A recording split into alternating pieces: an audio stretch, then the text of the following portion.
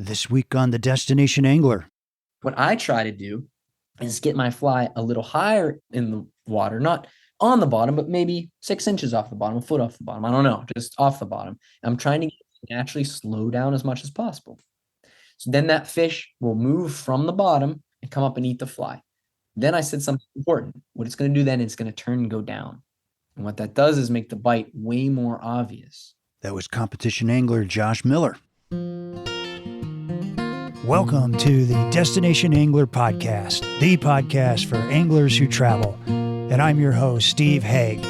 We go right to the source, the local guides and experts, to build your knowledge of top fishing locations around North America.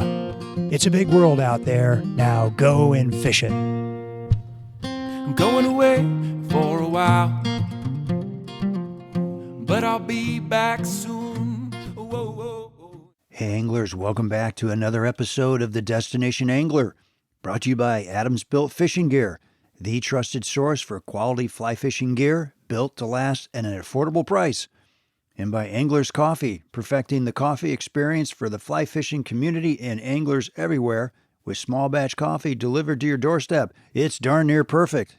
By Got Fishing, crafting world-class fly fishing adventures specially designed to your level of experience and budget. And by Trout Routes, the #1 fishing app, helping you find new trout waters so you spend less time on the road and more time doing what you love, trout fishing. Up next on the Destination Angler, we head across the pond to the birthplace of fly fishing, the River Test in the UK. Then we travel to Colorado with special guest Jeff Wagner, CEO of Ross Able Airflow, for our first ever carp fishing episode. Folks, this one will blow your mind. In case you missed it, be sure to backcast to catch part 1 on the Little J with Josh Miller, who dives in deep on Euro nymphing. You won't want to miss these shows. Hey, if you like the show, please be sure to hit that subscribe button and tell a buddy. Want to be the first to know about new episodes? Well, head on over to the Destination Angler Podcast website and become a subscriber. You'll be entered to win a full year subscription to Trout Routes Pro and a 3-month subscription of Anglers Coffee. You can't beat that. We'll select a winner on the next episode. And speaking of winners, Leanne from Bend, Oregon is our lucky winner this week. Congrats, Leanne, and thank you for listening. Enjoy the coffee and trout routes. Big announcement, folks. Coming in December is the Destination Angler Adventures Podcast, the podcast about life and fly fishing from anglers just like you. Got an epic story you want to share? Well, drop me a line on Instagram or email, and maybe we'll get you on the show. And today our destination is the Little Juniata River, Part 2 in central Pennsylvania, with competition angler and Euro nymphing aficionado Josh Miller, owner of Trout Yeah Guide Service. Yes, folks, the Masterclass continues with life-changing concepts on how to catch more fish, including strike detection, observation, and sizing up a piece of water. Plus Josh's surprising philosophy on top fly patterns, the Frisby cast, and why he likes to keep his flies off the bottom. Stick around to the end for a chance encounter with Joe Humphreys and some stories we captured after we turned the recorder back on. So let's hear from Josh. Josh, how do you approach a new piece of water? How do you size it up? Absolutely. So that's kind of what I was talking about for the anglers earlier. What do I do when I go to a new place? I just go and catch a fish. So what that means for Josh Miller, what that means for me is, let's just pretend here's a perfect example. I was in Maine the other day. Never was on that river. I was with my son and my wife, and we we're camping a little bit, and I walked up to the stream and don't know really anything about it. I know I'm allowed to fish that area. I have my license, and just, that's it. Check the temperature. Temperature's good. So what I look for is an area, if possible, of a hole, like something that has slower water and has depth, and then a series of smaller pockets, smaller holes, maybe 1 foot, 4 foot, 10 foot, just smaller indentations in the river. So if possible, I would like to catch, fish in all of it. But when you have wintertime, or sometimes even in the summertime, fish can pull up in those bigger pools. Like in the winter, they might not be fish in those pockets. Mm-hmm. But in the summertime, those fish might totally congregate in those pockets. Where my technique flourishes, where my connection flourishes, where my strike detection flourishes, where my conversion flourishes. Do you remember what conversion was? I do. Yeah. Get them in the net. Bite to net ratio. Yep. Where that all flourishes is water between knee and waist deep. If I can be in knee deep water and there's fish and there's trout and they're eating, it's going to be, I'm going to say I'm probably going to catch fish. You know, when you see that big hole and it's 26 feet deep and it's swift water and it's 500 yards wide, I struggle. You know what I mean? I struggle. Yeah. So, and that's where I'm at technique D with a dry dropper or streamers or with indicators and fly line, so that's where just being a well-rounded angler is important. Yeah. So if I can fish and the fish are in water that is like that, I'm going to catch more. Going farther, once I catch one, now I have a bunch of pockets. I can fish all those pockets. And when I fish pockets versus a big hole, the difference is in a big hole, when you make a cast, one drift, your drift might have passed most of the fish or all the fish and they saw it. Whereas if you have a bunch of holes, little ones, you get a first cast in a bunch of little spots. You have a bunch more chance for a first cast. In my book, I write about, first cast sometimes is your best chance. Yeah. First cast sometimes is your only chance. Now, I've seen so many times where you make a cast and the fish sees it and the drift's bad or it's too fast or whatever, and the fish does not eat after that one drift. Like grayling. The grayling in Bosnia, sometimes we make first cast, those fish would look at it, move. You can make 1,000 more casts and they wouldn't even think about moving after that. But, so understanding your fish, understanding how they react, understanding how they reset is very important. Yeah. Super interesting. Yeah. Talk to me about strike detection. I've watched you fish and I'm like, I did not see the strike, but you did. And what is like that is a trained eye. Oh yeah. It's more than a trained eye. What is it? Yeah. Talk about that. Strike detection goes from sight to feel to intuition. There's all of it. There has to be all of it. Knowing where fish are going to be, knowing when your fly's where it is. Our guide in Bosnia, and I talk about this, but he really made it really important. Knowing where your fly is at all times, knowing when your fly's sinking, knowing when you are giving it slack to sink, knowing where it should be, knowing when you make connection. All that's so important. But when you're fishing with tight lining, the bites can be. I remember I'm gonna throw my friend. I won't throw him under the bus. I won't say his name, but I write about it. Okay, I was with an angler. He's my friend, and I was teaching him a little bit. We were on spring, and we got into the spot, and the fish were eating, and they were eating hard, and they were eating high. So the fly would hit the water, and he would barely have connection because his mechanics weren't proper for very quick connection. You have to have like really good mechanics of stopping the rod or moving the tip or whatever it is to gain very, very quick connection. I remember I was stuck fishing with George Daniel in the spring, and we both agreed on just if anglers could have faster connection, they would just catch more fish, so with tight lining. But so he would make a cast, dude, he got a bite so fast. I was like, bite, he looked at me, he's like, there's no way, bite. There's a point where, so what happened in this situation, he had, I don't know, he might have 20 to 40 bites in 30 minutes. It was just like outlandish. Wow. And he didn't. So what happened? This is what happened. This is what happens a lot of the anglers that I'm guiding. The bites are so fast and they release the fly so fast. So fast that the angler sets and feels nothing. And then they report in their brain, then there's this neurological thing that they set, and they had negative reinforcement. So what happens is now there's a delay in their seeing, discerning, setting, and then now they're really not getting that bite feel. So they fall apart. He fell apart. He was just slow on it now because you almost don't believe it in a sense. I remember I said, you can see that dang rod. And I knew exactly where that fish was. I caught him first cast or missed him. And then I caught another one. He's just like, oh my gosh, they're all bites. I was like, yes. And not all were. But the thing, like, I told you guys, Cam Chiaffi, a world level angler, one of the best, is, he does not make a cast unless he intends to catch a fish. When you have that high level of intention, high level of just do it, it's going to happen. You'll catch more.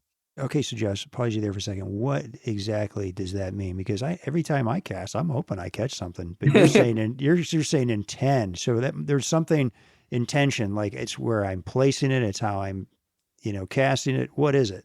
It's all of that. It's placement. It's feeling out where you think that fish is going to be. It's you walk to the stream and you don't make a cast. You walk and first things first, you observe the bank, you observe the bugs you see the rising fish, you see this or that, you see nothing. Okay, then you go to your next thing. You look at that water and you see the lanes and the seams, and you break them down into even smaller lanes and seams, and then you break them down even to smaller lanes and seams. And then you think where those fish are going to be. You look at the depressions, you look at the rocks with little spots behind them, you look at the rocks and the spots in front of them, and you know your tippet length because you've already predetermined that you're fishing this amount because I told you to. And you know the weight of fly you're going to use lightweight, and you're going to not hit the bottom if possible. And if you don't hit the bottom, anything that touches your fly is presumably a bite. So if you just go with some basic things, you can have a lot more intention instead of, oh, I think there's going to be a fish, and just kind of cast out willy-nilly or whatever. Yeah. When I see my anglers doing that, I'll say, hey, let's take a 5, chill on the bank. I'm going to walk downstream and I'm going to catch one here and give you some motivation that those are all fish again. Yeah. You know, a lot of times doing so, I've been on hosted trips and I've been with other guides that wouldn't ever catch a fish in front of a client. And I respect those guides. I think there's guides for that, but I do not want to consider myself a guide. I do not like to be called a guide. I'm an instructor. Not to downplay any other guides. They can be just as good instructors, but that's what I'm about. And I'm about showing you that those are fish and I'm going to catch them to give you the motivation, confidence that they're there. Right. Okay. I want to back you up for a second because I remember you doing this in Pennsylvania. That you were not on the bottom, and I just thought that's because there's all these chopped up TVs down there. This the rocks that are in the bottom of Penn's Creek, and you just don't want to get hung up all the time. But is that actually? That's not the reason. You want to be a little bit off the bottom. Is that right? So what's conversion? Conversion is putting fish into the net. Okay. How do I put more fish into the net? I discern more bites. How do I discern more bites? If I hit the bottom, how am I going to discern anything? You're going to feel. I don't want to feel. I'm going to use sight. If I can use my sight with feel as a secondary, I can discern more bites and put more fish into the net. If I don't hit the bottom, there's more leeway in my sight, or if it's any bump, I set on those things, and I'm gonna catch more fish that are so finicky or so fast or so whatever they are. I don't know, but I mean, that's where like split shot and indicator. I mean, I steelhead guide and I use split shots and indicator, and we catch plenty of fish. And I've done it before, and I've done it for trout. But there's water type that I cannot catch them with split shot and indicator, where I'll catch so many more tight lining. And maybe it's just me not understanding or being as good of an angler as others. And I'm sure that's part of the reason. But the bite detection I have sometimes with just one tiny light fly with light tippet connected to my light leader, it's just so sensitive. It just shows me everything. And it's so important to know the distance from your sighter to your fly too, isn't it? Because you know exactly how deep you are. Of course. Yeah. And what I said earlier in the podcast was when we're in Pennsylvania green water, people think it's deeper than it is. And what happens is you dunk your tippet too deep sometimes. If I'm trying to do a specific technique, remember A, B, C, D, there's different techniques. Sometimes with, let's say D, I want a lot of tippet, but if I'm doing maybe my A or B, I am imagining my fly holding off the bottom. And okay, so everybody kind of close their eyes and picture this. Like you're in this stream and you say it's knee deep, and there's a couple rocks that are, I don't know, 3-4 inches. And those fish are sitting flat on the bottom behind those rocks, because that's probably sometimes what happens. Okay. Yep. If my fly is just bouncing over those rocks and up and down, it might bounce over that rock and fall into that little depression in the water where that fish is sitting. Okay, maybe it might. Mm-hmm. My goal is Josh Miller is my book. This is what my goal is. It's to hold that fly a little bit above the fish, and it's to slow the fly down as much as possible. Okay, so if I can get the fly to slow down longer, if it's above the fish, it can encourage the fish to move from its position, come up and eat the fly and go back down. Okay, so there's two things in that scenario. There's two important parts to this. So now all of a sudden I'm in really fast water, and there's all these big rocks, and there's little rocks underneath, and there's fish that are all in those little spots.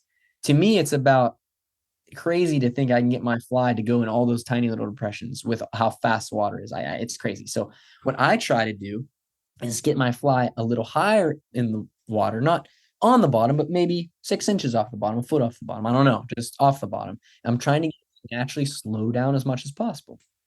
So then that fish will move from the bottom and come up and eat the fly. Then I said something important. What it's going to do then, it's going to turn and go down.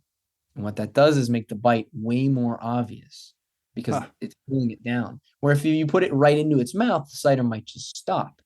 But if you can get the fish to come up and go down to eat the fly, the bite's going to be more obvious. How do I catch more fish? I see more bites. How do I get more fish in the net? I discern more bites. Yeah.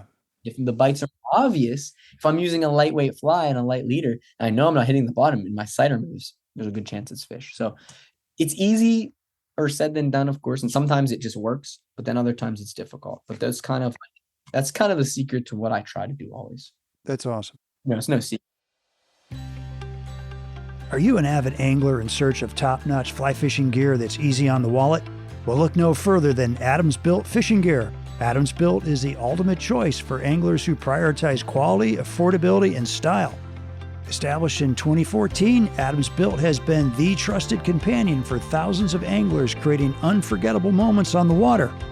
Seasoned pros and beginners alike will love their lineup of lightweight and durable waders and wading boots, high-quality nets and fly rod starter kits, and meticulously designed fly boxes and outerwear.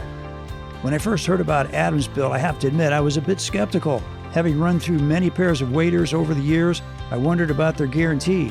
So get this, folks, all Adams Built branded products are guaranteed to last, and Adams Built waders carry a lifetime repair or replace guarantee. You only pay shipping. Hard to beat that. So why not make Adams Built Fishing Gear your go-to choice? Check them out at a dealer near you or at adamsbuiltfishing.com. That's Adam Built Fishing, the trusted source for quality fly fishing gear.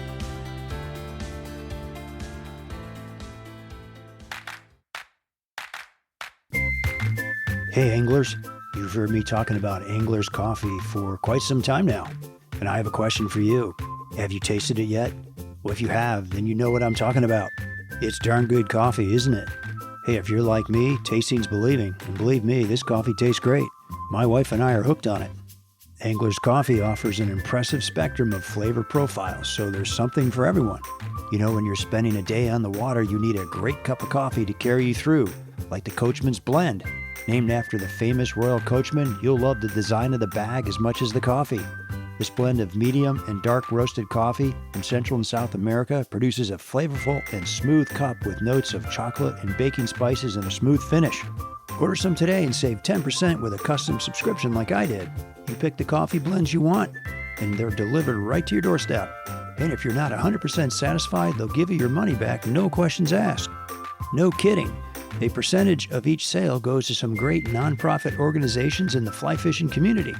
So put a smile on your face, just like I did, and give it a cast. That's Angler's Coffee. Tasting's believing. Josh, just for people that maybe haven't done a lot of tight line nymphing, what are you looking for in the line that could tell you that you've got a strike? So you're leading this fly 6 inches off the bottom, think it's in a good slot, and what's a strike look like when you're a real subtle strike? What's it look like? So my cider will be off the water. So I'll have my cider in the air somewhere. And the cider, that's colored piece. I'm looking for that colored piece I'm looking at the bottom of it. So the bottom, I'll do a little perfection loop, and then I'll leave like a tiny little tag sticking out of the perfection. Gordon Vanderpool showed me that. That's great. And you can watch that little tag. It gives you a little more surface area to see. Yeah. I'm watching that bottom, I'm watching that knot from where the cider goes to the tippet, and that thing just dips a little bit, slows down, goes fast, does something different. So this is what I'll tell my anglers. You make 4 or 5 casts and you kind of see what the normal is. And then if it does something that's not normal, just set, what's against the norm. Huh. There's a lot of times people, they'll make a cast and I'll set and I'll catch a fish and like, what? I didn't see anything. I'm like, I don't even remember if I saw something or not. Became second nature. Well, remember, yeah, that's what I said. Remember, it's feel, it's visual, and it's just intuition. You said intuition. Yeah, it's intuition and that comes with the more fish you catch, the more intuition you have where they're going to be. Yeah. You catch that day in that water type, the more you're like, oh, it was like the Bosnia, where it's like, oh, here we go. Here comes another fish. Easy, make a cast, catch a fish is easy some places, and then other places are really hard. But, just having that confidence and stuff, just, I don't know. Yeah. Josh, you ever a stream that's beaten you? You just haven't been able to figure it out? Tons. Yeah, of course. Oh, really? Okay. Oh, absolutely. Yeah. And then I always try to, that's why I try to go back and figure out what's going on, or go with someone that's better than me, or learn from someone. As the coach of the USU team, I want to try to encourage learning and getting people that are better and better to teach us. And Yeah. I think there's so much Right. value in that, not just as anglers, but as, anything you do in life. There's people that are good at what they do. Use that resource. Right. Right. All right. I also noticed you did a lot of water load casts, because you're fishing very, very thin. I don't know what you call it, but it's almost like you had 20 yards of cider. And talk about the different types of casts that you got to have in your repertoire. Yeah, casts are so important. The cast of what we were doing with that low angle cast, we call it the Frisby tip cast, and we use the 180 rule with that cast. It's a low cast. What it is a function of us fishing in Pennsylvania with lots of trees. Those an overhead casts, we just were in the trees all the time. And with heavy leaders, it worked well, but a lot of that casting when you go to light flies and light leaders it doesn't work as well. And especially if you throw wind involved, you just kind of start doing this low casts, I don't know, 8-10 years ago. And that cast actually help us to set up connection a lot of times faster than an oval head cast or a high arcing cast, Yeah. in different situations with different depths in water. You're tossing the line behind you, you're letting the water load the rod, then you're flicking it forward. And that's when you say 180, because wherever it's going to go 180 degrees from the angle behind you. Is that what you're saying? Yeah, so wherever the fly is downstream, it's going to go in the same direction through your leader. So it's going to go, if you draw a line from your fly to your rod tip, it's going to continue that line. So if you needed to cross the river to the other side, you need to pull the fly like behind you towards the other bank to get it to the other bank. So Yeah. yeah, it's a straight line. Okay. Yeah, I thought that was pretty cool. Hey, are you doing a lot of tuck casts too to get that fly down quick? There's a time and a place for a tuck cast. I do maybe small ones, but I don't tuck cast like a bunch. I do use cast. I think it's very important at times, but I don't a ton. I like to have connection with my fly as much as possible, and you can absolutely have connection with a tuck cast, but you can lose some too. Especially in fast water, a lot of times your fly will sweep underneath your rod and underneath your cider, and we don't realize. So I like to try to guarantee connection if possible. And then before maybe I'll upsize on my flyweight, I will try to encourage more tuck casting, harder tucks with some slack for sure. And maybe some Colorado drifting to get the fly to sink faster. But there's just so many ways to do it. It's just so cool. Okay, so if you're trying to hit a pocket that's a foot long, you're talking about breaking, seams down again and again and again. And now you're down to, you want to hit a little pocket. Let's say it's a foot or two long. What are you doing to do that? How do you do that? Well, knowing your leader length and having accuracy comes with time, but knowing how much leader you have out and your tippet, it's just you can shoot it in there. And like kind of going back, I guess one step, when you talk about tuck casting with tight lining, and remember the depth that I like to fish, knee deep. Yeah. You don't really need to tuck cast too much. Yeah. Interesting. Maybe if I was fishing very deep water or really light flies, then I would maybe a little bit more tuck casting. But when you're in shallow water, I don't need my fly to get down. I don't need it a lot of times to be down It's all going to get down. Yeah. All right. So love to talk about fly selection because you really like one fly in particular for a lot of situations, don't you? As far as nymphing. Yeah, I do. Yeah. Yeah. I like fishing the few patterns that I use regularly, like a waltz worm. It's a kind of a simplistic caddis larva, or sure, it could look like a mayfly too, put some tails on it. Just simple tan, olive, but truthfully, I don't, it's funny. Sometimes an angler will be like, fishing me one year and the next year, like, man, your waltz worm color looks different this year. I'm like, well, I ran out of that dubbing. I just used the next dub. So it's not that important. Yeah. Yeah, that and pheasant tails, Frenchies, small thread bodies, Frenchies, pheasant tails. I love those.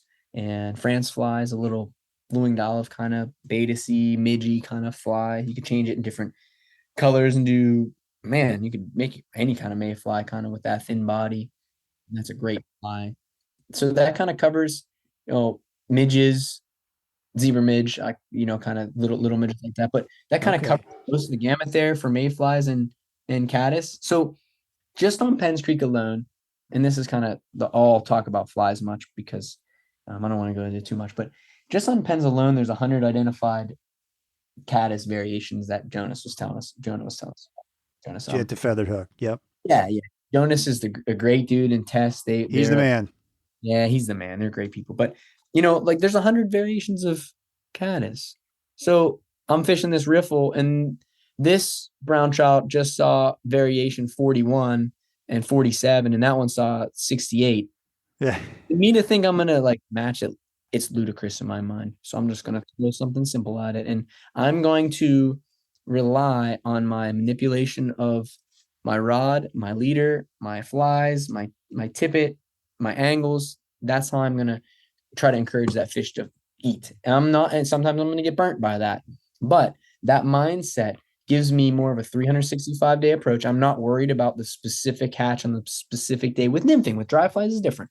With nymphing, I'm not worried about that specific day, that specific place, because I fish so many places.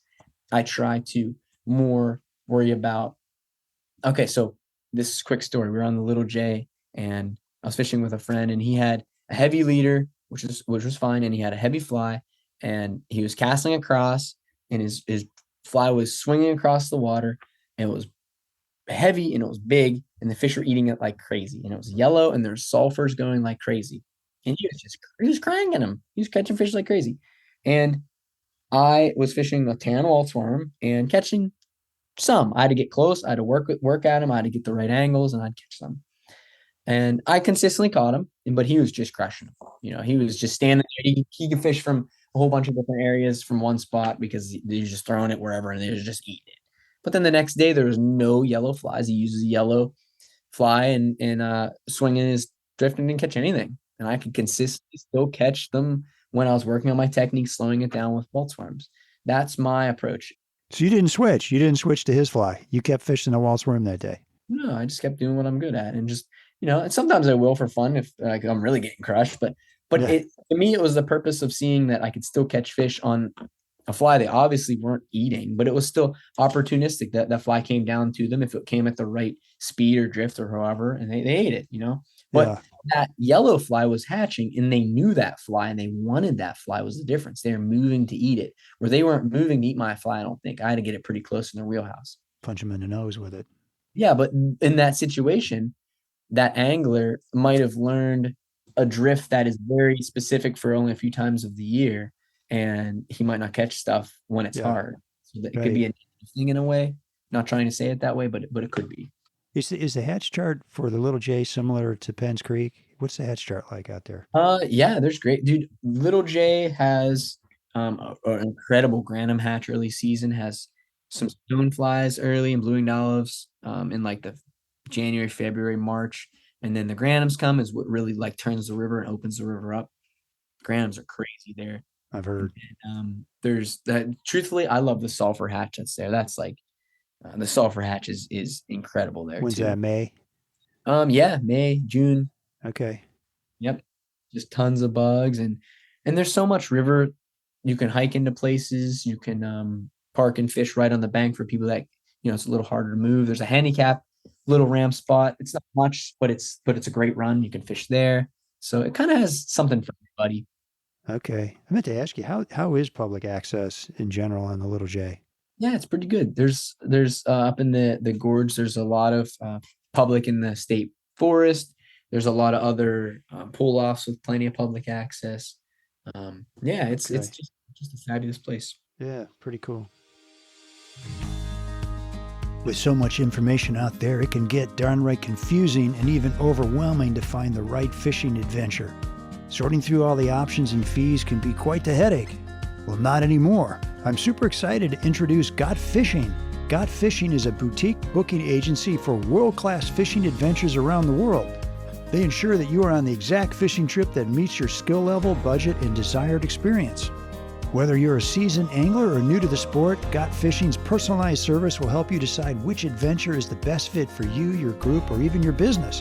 Worry about fees? Worry no more. With Got Fishing, you won't pay anything extra because their services are entirely free for you. You see, Got Fishing exclusively partners with highly reputable outfitters who gladly compensate them for their services, ensuring a win-win situation. Explore the range of fishing adventures and learn more about the services Got Fishing provides at gotfishing.com. That's www.gotfishing.com. And check them out on Instagram, too.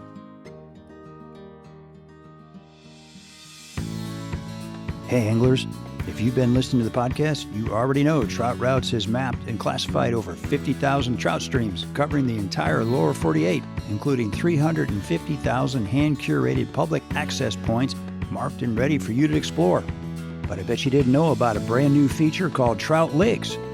With a flip of a filter, Trout Routes Pro users can see over 12,000 fishable alpine lakes in the lower 48. You can turn this layer on in the filters menu to open up a whole new set of trout fishing opportunities. You know, there's nothing more exciting than finding that new trout stream, lake, or access point. I'm a huge fan of Trout Routes because they make it so easy.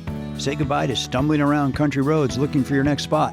Because Trout Routes provides every detail you need for each stream or lake, including public and private bridges, stream flows, trail access, where to park, camping opportunities, boat ramps, and a new feature to calculate actual river miles. How cool is that? No service, no problem. You can save maps for offline use. With Trout Routes, I've found dozens of new streams and access points I never would have known about. So what are you waiting for? Sign up for Trout Routes today on your Apple or Android phone. All right, so tell me about, what was your childhood like, and what got you into fly fishing? Childhood was kind of similar to a lot of people's in the way that I had luckily a mentor that took me fishing. My uncle, my mom fished, my dad fished, and they'd take me out and we'd do brook trout a lot. I remember nymphing for brook trout with my uncle when I was just a little guy, and always being camping, always being outside. I lived on a stream, it did have trout in it. It was cool. I was going through my book, my kid book not that long ago from when I was a young guy, and seeing like some little wild browns I'd catch that were like 7-8 inches, and literally behind my dad's house in the city, like not the city, but right in the suburbs of Pittsburgh. Really? Can actually see wild brown trout. And I didn't realize like back then, it's like, that's pretty like cool. Yeah, that's really cool. Legit. And I remember when I was young walking down and seeing this bright red one. I remember very vividly, like this fish was 23 inches in that stream. And it's cool. So one of my friends who lives down here is talking about that stream, and I told him the story, and he went down and he actually caught some wild trout out of it recently too. So is that right? Oh, there's that's still cool. Wild trout around Pittsburgh. Yeah, it's pretty. Which I'm like, wow, that's crazy. But so your uncle got you interested. That's great. Yeah, all of them. All kind of all my family fish to some degree. My mom always loved. My mom's crazy about fishing. She loves it.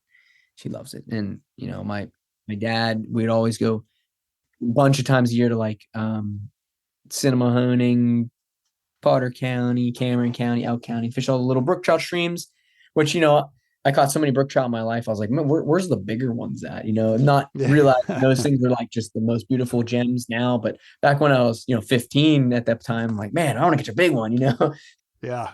Then I remember the first time I went to Central PA, and it actually was the Little J. I was young. I don't know. Young guy and catching fish there and just being like, holy crap. And back then there was books and there's online, but not like there is now. But I learned a lot of these streams. There's a book, Limestone Legends or Limestone something, I got when I was really young. A local fly shop guy gave it to me, and he really went through a lot of the streams, the guy of the book, and rated them or whatever on some cool aspects like kind of volume, and just for back in the day, it was kind of advanced. I thought it was cool.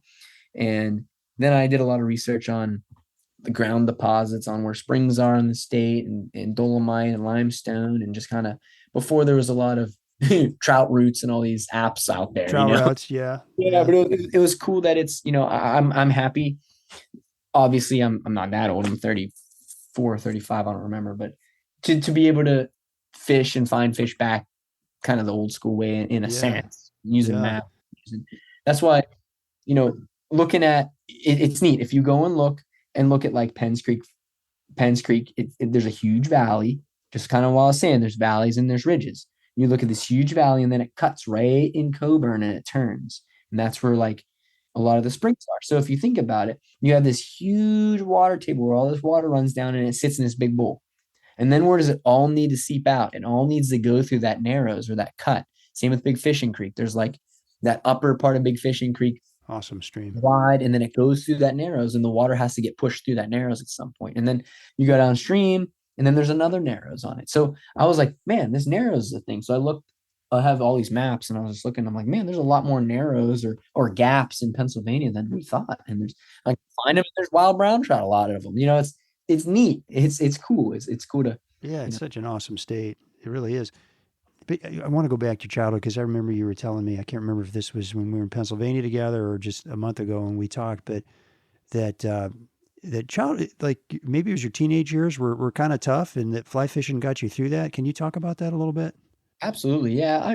You know, I have a blessed life and I have a great family, but there's hard times for us, and my family went through some stuff, and yeah, the fly fishing was definitely something that just kept me straight. Music was too, being able to like kind of stick to bands with good positivity, even not knowing that it was back in the day. And I'm happy that I chose kind of some of the routes I went.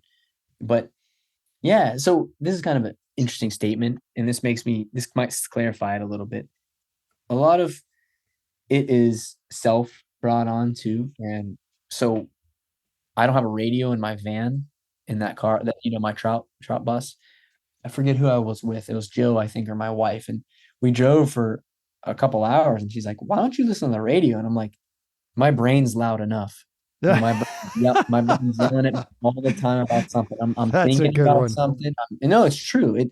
But it sounds funny and it sounds great, and it is funny, but it's not, because it's actually can be a hindrance at times. I don't know how Yeah. to turn it off. I don't know how to kind of, sometimes bring it into check, but fly fishing takes it there, takes it right into check. It puts me right in the zone, and I feel great afterwards. I feel great during, you Yeah. know, even competition when I'm frustrated and losing fish, it's still something that it helps me. It just keeps me, where I need to be. Yeah. There's a lot of people out there where fly fishing has been, really important to get them through life, certain time frames of their life, you know?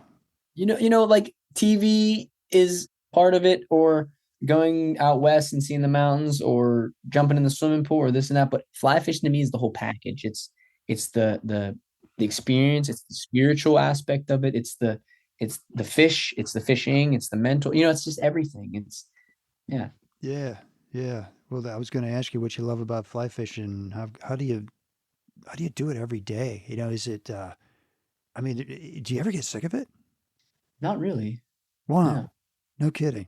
What I look at nowadays, my favorite part of it, I do love when I see people catching a fish, and like the light bulb going off is really what I like. They're like, oh, dude, what you're trying to say is working, and it's like, and sometimes it just doesn't work. Some days it's fish are fish, and it's just like, I don't know, what's going on, because oh yeah, that goes back to what is the parts of fly fishing. So I went backwards. It's physical technique, it's mental, and then there's an aspect of just there's luck involved. Like, you don't realize a bird just flew overhead and spooked the fish, or it's windy, so you're going to catch less that day if you're tight lining, or it's bright sunny day and it's low, or it just rained and it's cloudy and you're going to catch more. So there's a lot of that involved. And then there's an aspect of fly fishing and trout fishing that I don't think we can understand. It's just there's a variable of it that's fish or fish, God is God, and we don't know sometimes what's going on. We can think we do, but I don't think we. So Right. if you Right. keep that aspect there, it always keeps me coming back for more. So that's the reason why I like fly fishing, is because like what I like the most about it is going to Bosnia and looking at the Ribnik River and walking down by myself and catching a fish with no one telling me what to do or where the fish are, this or that. It's that ability to go anywhere and catch fish and Figure it figure it out. out myself. Yeah. That's what That's cool. I don't want to call the fly shop and say, what's the hot fly? I don't care. I want to go and figure it out. You know what I Oh, mean? do you? Oh, interesting. I don't care. I don't know I'm trying to city fly shop. That's not what I'm trying to do. But that's me. That's what I like about it. You're able to do that. Josh, you and I both, faith is important to us, right? And you've had some conversations about this, and I'm curious, how does faith and fly fishing come together for you? Well, just being out there and showing, we all have different callings on what we do, or different opinions or what it is, but just being out there and experience fly fishing and being able to share the love of the fishing aspect and just making new friends and sharing that love too with people. And it's important to me. Yeah. Yeah. I feel like you found something that makes your heart sing. And I got to believe God's in that. Sometimes I really do too. I'm sure he is. And then some days it just sucks. Yeah. Right. Oh my gosh. All right. Well, we got to wind things down here a little bit. I always like to ask my guests their favorite place for the hungry, thirsty angler at the end of a day. Say you're in Central PA or fishing the Little J. Where do you like to go? You go to your truck, I know, but can you think of some other places you like to go? Well, the only time I go somewhere else is when I'm lucky enough for someone to take me somewhere, truthfully. Is that right? Yeah, well, there is a good there's a lot of good stuff. On the Little J, there's a pizza place. Oh my gosh, I'm drawing a blank. Marzoni's. I don't know. I can't remember. We ate a little place off of Spruce Creek. Oh, Spruce Creek Tavern. Yeah, that's Yeah. amazing. I love that place. Yeah, Yeah, that's like a staple, dude. That's a Is it? staple. Okay. Joe Humphreys was telling me that was his favorite spot. So we were like, we got to go check it out. You got to go to the tavern. Then when you're on Spring Creek, you got to go to Miller's Hoagies. That's a staple. It's cool. There's just a bunch of little staples around, the fishing areas. Right. Good ice cream, of course, too. You got to get your ice cream. You got to get So when you're out trout fishing and you catch a smallmouth with your friend, and it's not on purpose, you have to buy ice cream for your friend. Is that right? Okay. Things, but it is. So, yeah. If you're with me and you catch ice cream, or you're with me on a guide trip and you catch a smallmouth, we're gonna go. We're gonna go, and you're gonna buy it for me. I like that. Oh my gosh, have you seen Joe Humphreys lately? Joe and I were actually on Spring Creek we had a few wrap up photos for my new book. I needed to get a few things, and we were on Spring Creek and we went to Fisherman's Paradise, and Joe's car was there, and we pulled in the van and we kind of just observed him for a minute. He got out, took his time, was putting his waders on. I was like, look, Joe's here. Yeah. And he put his waders on and walked across the bridge and went into the woods. And I was like, I don't think there's anybody else here with him. So I walked across and kind of came up on him, and he's like, oh, he calls me like Little Miller. He's like, Little Miller, what are you doing? Like, what are you doing, Joe? And he's like, I was here a day or two ago and I got my butt kicked. So I want to figure this out. I'm like, oh, really? Joe said that, huh? Okay. Yeah. He's like, I need to figure out dry dropper. And I was like, sick. I was like, let's go work on it. So he's like, can you help me down this hill? And I stopped for a minute. And I thought, I was like, is this where you're going to go by yourself? And he's like, yeah. I'm like, of course. I was like, this hill was like, it was like sketchy. Even guiding, I would walk around that spot. Yeah. He was going. He went down it, and I was like, did he? I was almost just happy I was there for his safety. I was like, yeah, I'm sure. Usually he's with Tammy, his girlfriend. Yeah, no, they were fishing, and he was just by himself, and we fished for a while. And truthfully, it was cool. We caught a fish or two, and was like, I want to see you do it. And I was like, Joe, I want to just hear stories. So we sat on a bench and he talked for an hour. And he talked. He's like, it was really like cool because he says something like, you need to hear these stories so you can pass them on. It's important to me, and it's important. Really? It's important to fishing, and it was cool. And he told me a couple things about the history of him and his life, and the history of where we were fishing exactly, which was really cool. Oh, interesting. I didn't know on Spring Creek, like there used to be a time in the year it opened, like May 15th or something. Yeah.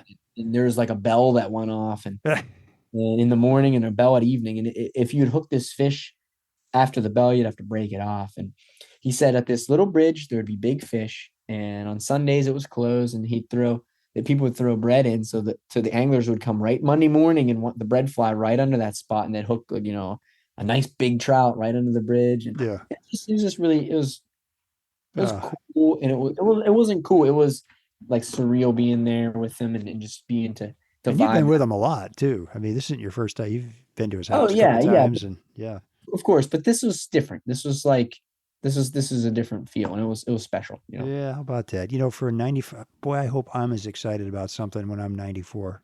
Truthfully, Joe and my Joe was with us, and we were like, dude, that guy is just so cool. Right.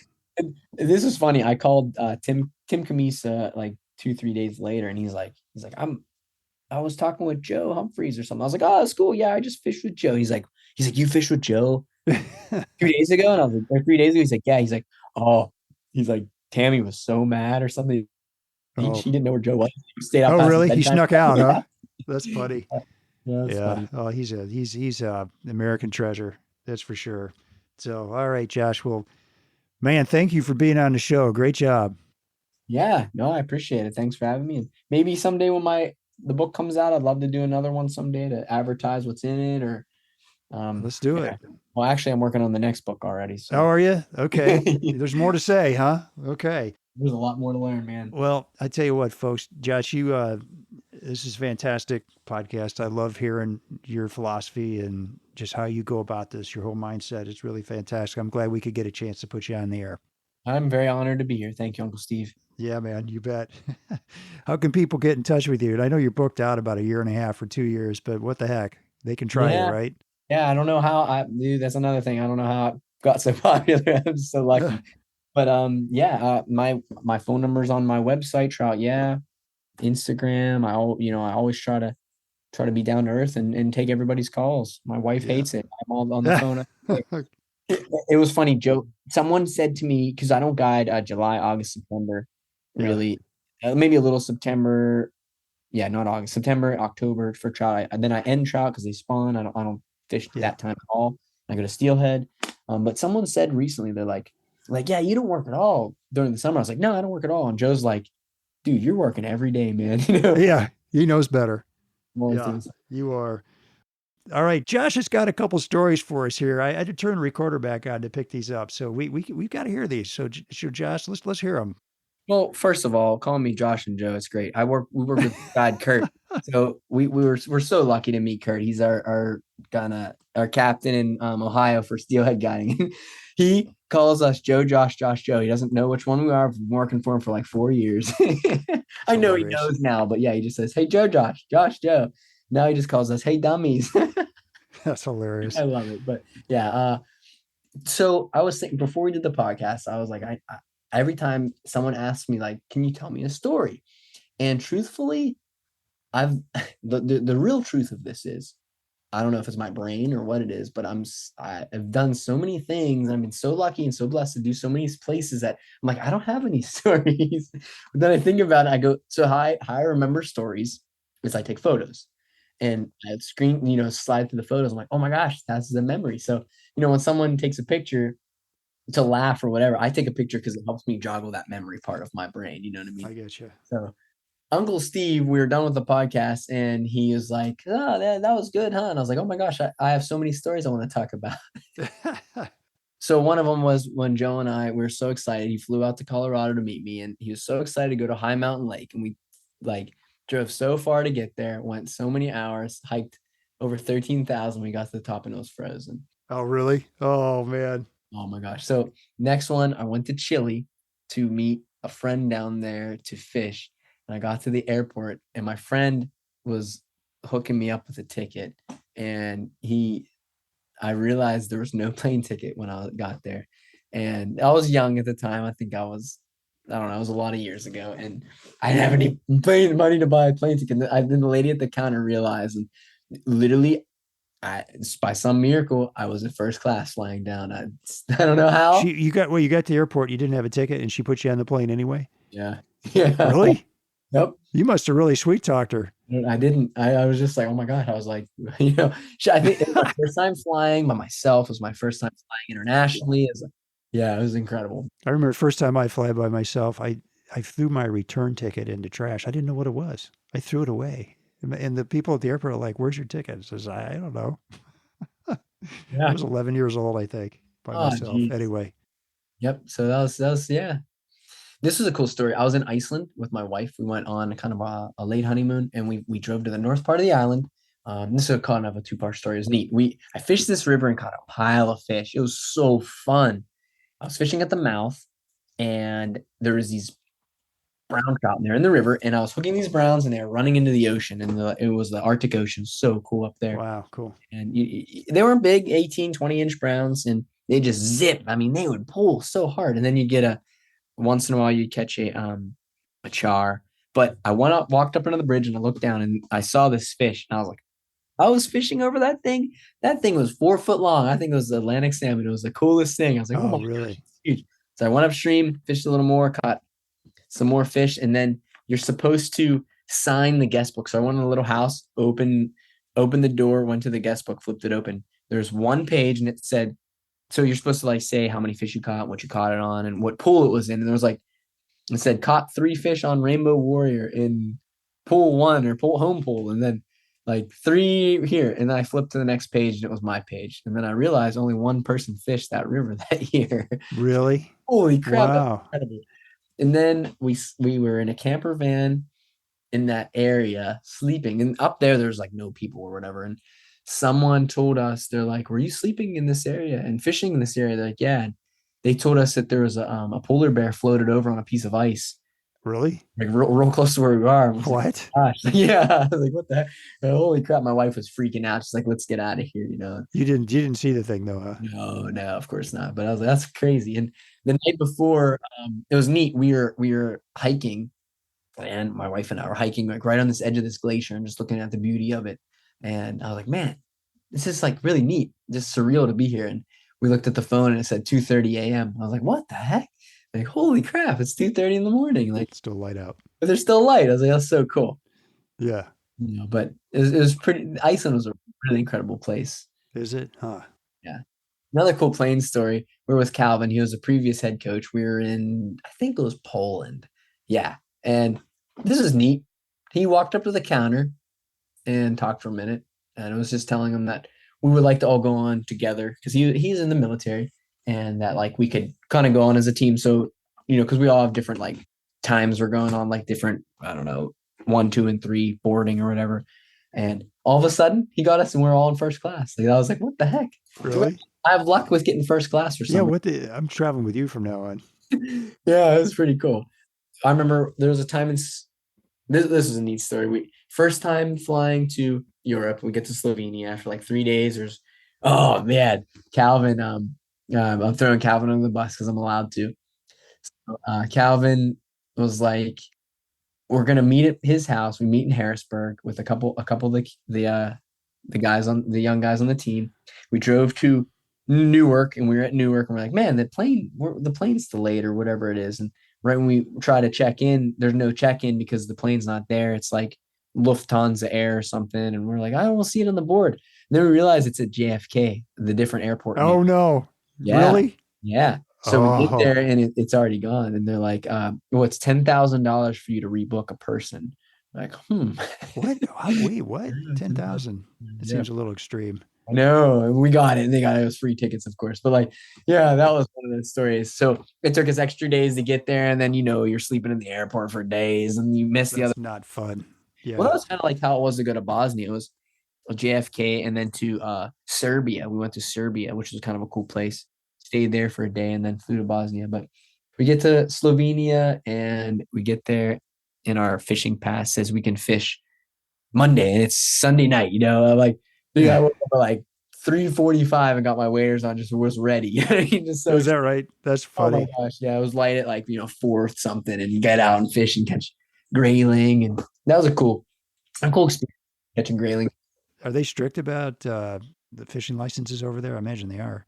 Of course, yeah. So they're different programs or fishing clubs or whatever that has the rivers. Okay. Yeah. So it's not like one license for one country. At least the places I've been, it's different permits for different rivers or beats on. Interesting. Yeah. Super interesting.